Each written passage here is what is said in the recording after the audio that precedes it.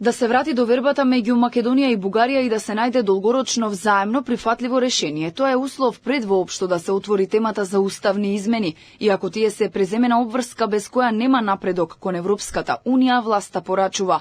Моментално нема атмосфера за таков чекор.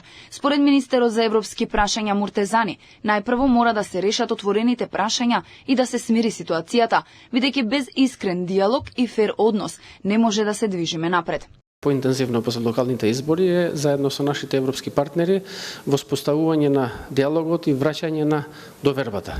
Бидејќи без диалог и доверба не може да стане збор за начини на надминување на проблемот. Така да во моментот се прават напори за воспоставување на диалог и градење на доверба, а секако после потоа ќе стане збор и за можните начини на надминување на проблемот. За евентуален трет протокол со Бугарија кој би не заштитил од дополнителни блокади и билатерализација, тема која првично беше отворена од претседателката Силјановска-Давкова. Муртезани по средбата со неговата шведска колешка рече дека прво треба да се интензивираат разговорите на релација Скопје-Софија.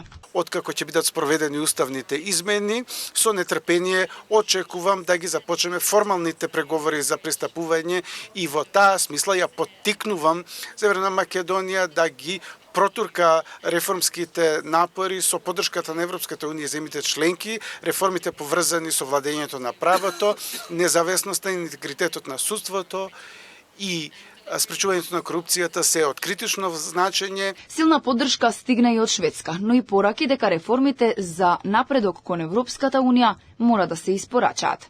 На средбата се разговараше и за имплементацијата на планот за раст на Европската комисија. Македонија досега успешно реализираше дел од обврските предвидени во првата фаза од областта на владењето на правото и дигитализацијата. Двајцата министри се согласија дека овој механизам е можност за економска интеграција на единствениот пазар на Европската Унија и дополнителен поттик за економски развој на регионот.